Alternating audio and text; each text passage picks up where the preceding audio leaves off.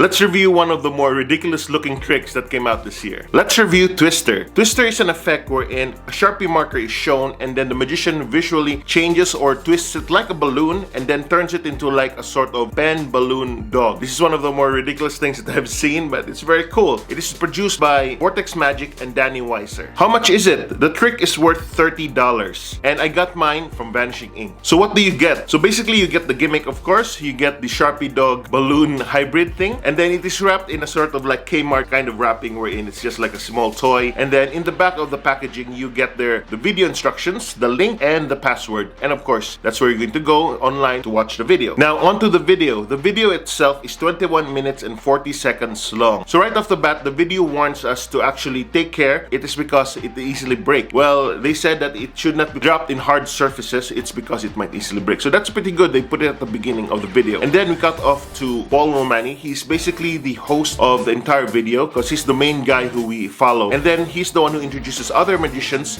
who come into the video, do their tutorial, and will cut back to Paul again. So Paul Romani starts the video by giving credits and history to the effect. So it was 2016 wherein Steve Valentine was the one first who had the idea of making this effect, and then it was made of clay back then. It wasn't made of resin, right, like what we have right now. So it was very hard to handle, very difficult to actually use and perform. But after 2 years of tweaking and 2 years of process making, they made a proper gimmick, so that one that we can easily use, streamlined, and that's what we've been using right now. Then the video cuts to Ryan Joyce. Ryan Joyce is one of the masters of a certain technique that you have to use when you use Twister.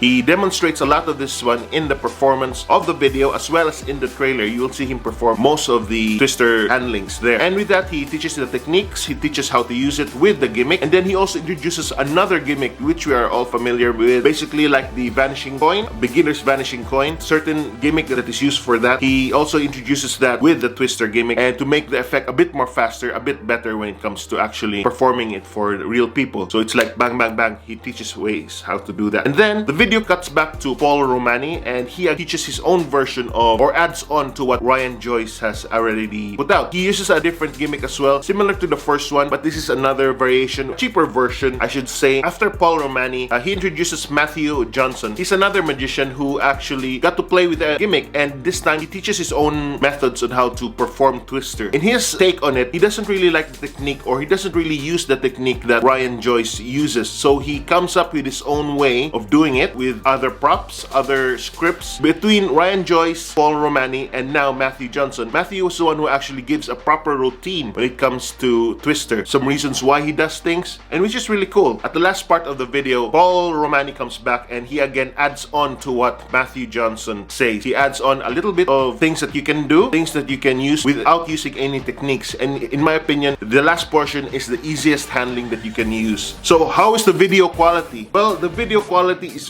very inconsistent in this video. As I mentioned before, there are actually 3 magicians that teach, and each magician has a different quality when it comes to their video. And most especially notably Matthew Johnson, he actually films his own tutorial with a phone, and it's very jarring that both Ryan Joyce and Paul Romani did it in a studio, proper background, and he just did it in the outside veranda. Now for the audio quality. The audio quality is good. I mean, I can actually understand the instructions well. The music wasn't so loud that I can't understand or hear anything. It's pretty good. Nothing to complain for the audio. So how's the durability of the product? As I said in the warning sign of the beginning of the video, do not drop this in hard surfaces because it might break. I did not try to drop my own gimmick, no thank you, but I just felt it, made sure I give a small tug, but it's very durable. I knocked it on the hard table and it still stands, so basically it's alright. The durability is good, and the way that you handle it, the way that you use it in your performance, it doesn't need to be strained or stretched or anything like that. So I believe this gimmick, once properly handled, can last you for about years and years to come. So what are the pros? It's very out of left field, it's very surprising, it's something unexpected for your spectators. So when you do this, it can actually also be a reputation maker, which is really good. Second one is, because of the durability of the product, you can actually use it for many